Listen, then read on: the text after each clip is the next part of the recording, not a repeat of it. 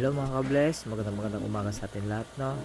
Andito na naman tayo ngayon sa back to reality. Trabaho na naman mga ka-bless, no? Tulog, pahinga, gising, trabaho. So sabi nga nila, kahit pagod, laban lang sa hamon ng buhay mga ka-bless, para sa kinabukasan, para sa future natin someday, no? Papakita ko sa inyo yung trabaho ngayon dito sa Malungos mga ka-bless. So let's go mga ka-bless, no? Samahan niya ako. Ito yung pinto ng trabaho dito sa South Korea.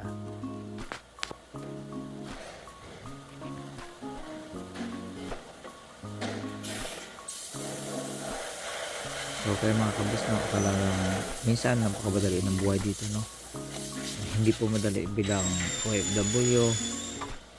Minsan naramdaman mo yung pagod, pero siyempre natural lang po yan kasi andito tayo hindi para magsaya, magbanding, kundi magtrabaho para sa makapag-ipon at maka-full good na pauwi ng Pilipinas, no?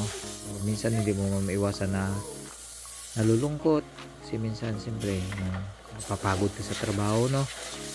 Pero ika nga, laban na sa buhay para sa pangarap mo balang araw matupad mo ang lahat ng gusto mo matupad sa buhay mo, makapag-full good ka at hindi ka na mahangamuhan pa.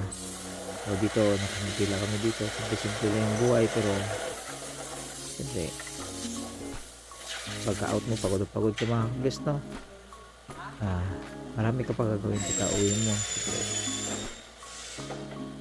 magluluto ka pa, magsasaing ka pa, so maglalaba ka pa or whatever dyan kung ano yung kailangan mo gawin, no? Pero gugulan tayo mga ka-bless.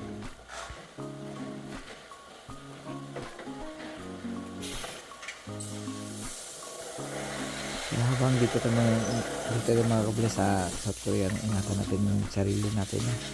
Kasi napakahirap din ang isa yung magkaroon ka ng sakit kasi minsan no choice ka kasi hindi ka makapag-absent kasi minsan kulang sa tao, no? So hanggat kaya kahit may sakit napasok ka kasi maghihinayang ka rin sa araw na kita mo kasi siyempre habang malakas ka pa daming opportunity sa buhay mo, no? Habang malakas ka pa pasok ka ng pasok, habang may overtime tira lang ng tira, huwag umatras sa hamon ng buhay kasi hindi pa naman tayo ganun katanda. Joke lang. Bata-bata pa naman tayo mga kabis, no?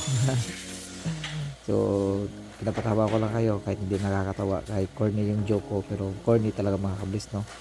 Kasi nga corny din yung yung nagbablog. O yung mga kabis, no? So happy lang tayo mga kabis. Parang hindi naman yung pasok namin dito mga kabis na sobrang lakas, hindi naman.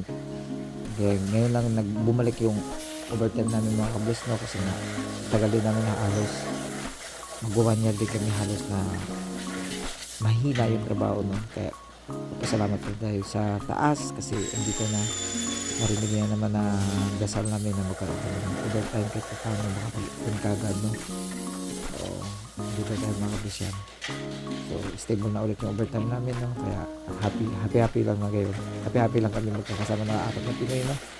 So dito walang lamangan, walang puntahan, walang inggitan, kundi sa paka na kaagad mga kabis. Joke lang.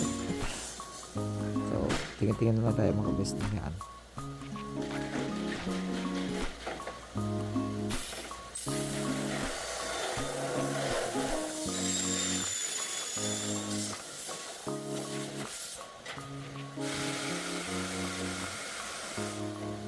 Kaya tayo nakapag-video din yung mga kablis na kasi na dapat hindi talaga ako dito nagbutas kasi may ginagawa po ako dun sa dulo, no? So medyo sumakit yung tiyan ng Corimao, so tumakbo sa CR, kaya sabi niya ako na muna bubutas. So nakatakas yung mga kablis na nakapag-vlog tayo kahit paano, nakanakaw video, diyan tayo magaling eh, talent natin yan. Joke lang. Talent ko mga yakoy, pero biro na yung mga kablis na siyempre. Masipag tayo mga kablis, no? Walang tamad sa lahi natin. Walang tamad sa lahi natin. Yung mga kablis na yan. So malapit na ako matapos yung mga kablis, and then babalik na ako sa pwesto ko na magbubutas ulit sa program natin, no?